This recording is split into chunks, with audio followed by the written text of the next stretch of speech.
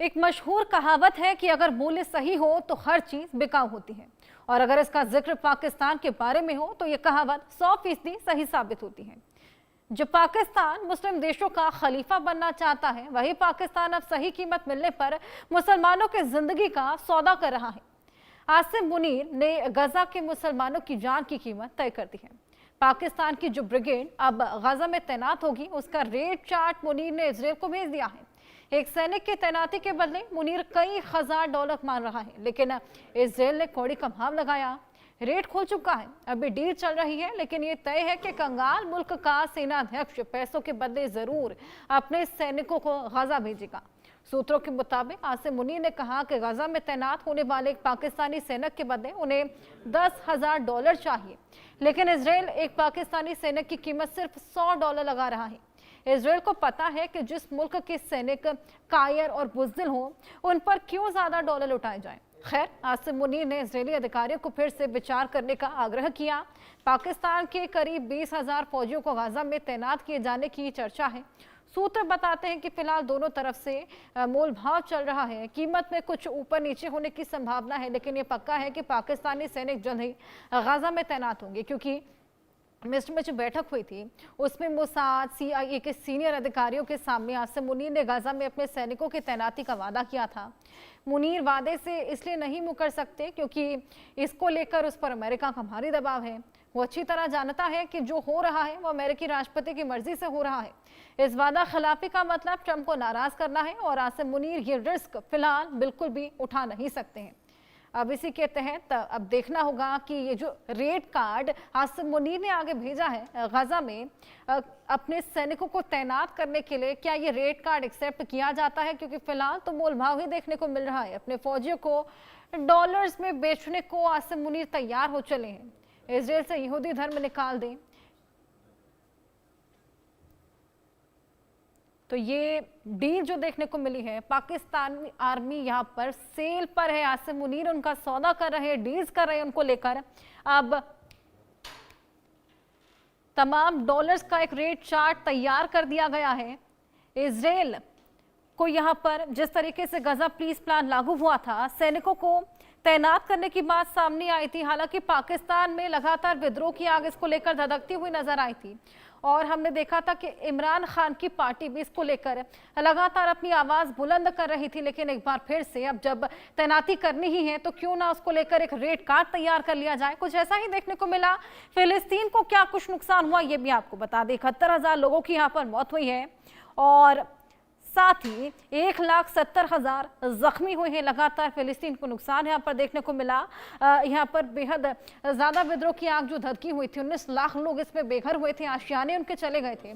अब यहाँ पर आम लोगों की भी मौत हुई थी, रिहायशी इलाकों को भी टारगेट किया गया था। खासा नुकसान यहाँ पर फिलिस्तीन को झेलना पड़ा है। 71,000 लोगों की यहाँ पर मौत हुई थी। ये बेहद बड़ा खामियाजा फिलिस्तीन ने भुगता था। इसके बाद गजा पीस प्लान तैयार हुआ था। इजराइल चाहता क्या है, आइए ये भी आपको बताएं। फिलिस्तीन पर अपना नियंत्रण यानी कि अपना कंट्रोल बनाना चाहता है। लक्ष्य को पूरा करने के लिए सैन्य कार्रवाई हो, हमास पर हमला हो, ये तमाम चीजें इजराइल चाहता है। लेकिन फिलहाल आपको बताएं कि एक रेट कार्ड जो तैयार किया गया है गजा पीस प्लान के बाद, हमेशा से ये निकलकर सामने आ रहा था कि पाकिस्तान की ओर से कुछ आर्मी तैनात की जाएगी, कुछ सुरक्षा बल वहां पर भेजे जाएंगे, लेकिन उसको लेकर एक बाकायदा रेट चार्ट तैयार किया गया है। यहाँ पर तमाम डॉलर्स की मांग की गई है, लेकिन फिलहाल $100 के लिए राजी हुए हैं। अब इजराइल क्या चाहता है ये हम आपको ग्राफिक्स के माध्यम से समझा रहे हैं। हमास पर हमला करना चाहता है, कंट्रोल चाहता है, पूरा नियंत्रण चाहता है, फिलिस्तीन पर उसका नियंत्रण हो, पूरा कंट्रोल बने, ये मांग इजराइल के सामने आ रही है। फिलिस्तीन को खासा नुकसान हमने बताया। लक्ष्य को पूरा करने के लिए सैन्य कार्रवाई हो। पाकिस्तान सैनिक इसमें क्या करेंगे, क्या रोल उनका रहेगा, ये भी आपको समझाते हैं। गजा की सुरक्षा करेंगे, हमास पर कंट्रोल करेंगे, ये दोनों चीजें पाकिस्तानी सैनिक करने वाले हैं, और इसी को लेकर, इसकी तैनाती को लेकर लगातार बात चल रही है।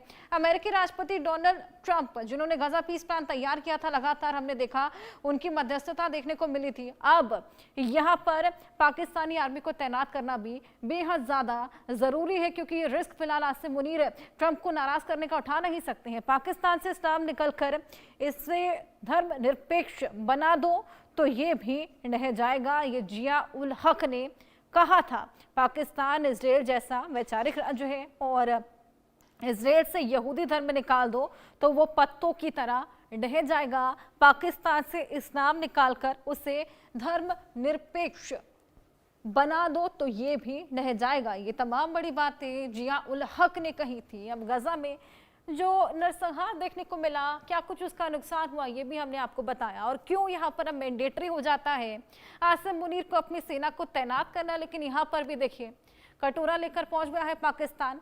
जिस तरीके से यहाँ पर भी एक रेड चार्ट अपने सैनिकों को तैनात करने का चस्पा कर दिया है, हालांकि उसको लेकर राजी होता हुआ फिलहाल इजराइल नजर नहीं आ रहा है। आइए और बातचीत इसको लेकर करेंगे। हमारे साथ colonel retired TP Tyagi ji, जो कि डिफेंस एक्सपर्ट हैं, वो जुड़ गए हैं। टीपी त्यागी जी, बहुत स्वागत है आपका। धन्यवाद। टीपी त्यागी जी, यहाँ पर तैनाती की बात चल रही है अपने सैनिकों को, और उसको लेकर एक रेड कार्ड तैयार कर लिया गया है पाकिस्तान की ओर से। अब देखिए तैनात तो करना ही पड़ेगा क्योंकि डोनाल्ड ट्रंप का आदेश है, उनको तो यहाँ पर नाराज किया जा नहीं सकता क्योंकि उनसे भी तो फंड्स लेने हैं। लेकिन यहाँ पर भी सौदेबाजी शुरू हो चली है जी मैं एक शेर से शुरू करता हूँ कि कैसी ये विवशता है वायदों के जंगलों में कि टूटी हुई टहनियों को मुस्कुराते रहना है।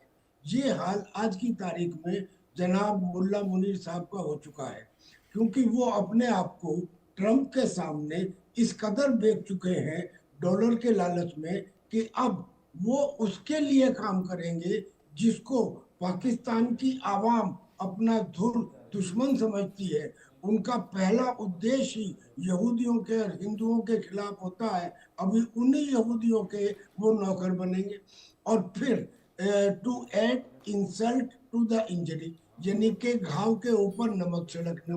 पहले तो इन्होंने कहा कि जी हम 20,000 ट्रूप्स भेजेंगे और हमारे हर सिपाही को 9 लाख रुपए यानी कि $10,000 मिलने चाहिए। इजराइल ने कह दिया हम आपको $100 देंगे। इससे बड़ा तमाचा क्या हो सकता है और इससे बड़ी औकात में गिरावट क्या हो सकती है कि शायद पाकिस्तान इसके ऊपर भी तैयार हो जाए, क्योंकि उसकी हालत तो कटोरे के टाइप हो चुकी है। अब ये बदमंजगी कर रहे हैं, जिन्हीं के पूरे मुस्लिम वर्ल्ड के खिलाफ जा रहे हैं, उस देश के नौकर बन रहे हैं जिस देश के ये खिलाफ थे। इन्होंने ये पहली बार नहीं किया, इन्होंने पहले भी किया। जॉर्डन के अंदर जब फिलिस्तीनियों ने वहां पे उपद्रव किए थे तो जॉर्डन ने पाकिस्तान से मदद मांगी थी। तब वहां के ब्रिगेडियर जियाउल हक वहां गए थे बाकायदा एक ब्रिगेड लेके। अब इनसे पूछा जाए उन्होंने उस समय क्या लॉजिक दिया। उस समय लॉजिक दिया कि अगर आप इजराइल में से यहूदी धर्म को निकालते तो इजराइल कहाँ बचेगा, ऐसे ही पाकिस्तान में से अगर आप इस्लाम को निकाल दें तो पाकिस्तान कहाँ बचेगा। यानी कि देश काल पात्र के हिसाब से अपने सिद्धांतों को बदलने वाला या थूक के चाटने वाला या षड्यंत्र करने वाला या दूसरे पर निहत्तों पर अत्याचार करने वाला इस पाकिस्तान के उसी जियाउल हक ने वहां पे करीब 25,000 फिलिस्तीनियों को मार दिया था। अब क्या कहा जाए, अब क्या कहा जाए कि पाकिस्तान के अंदर कुछ थोड़ी बहुत गैरत या शर्म बची है।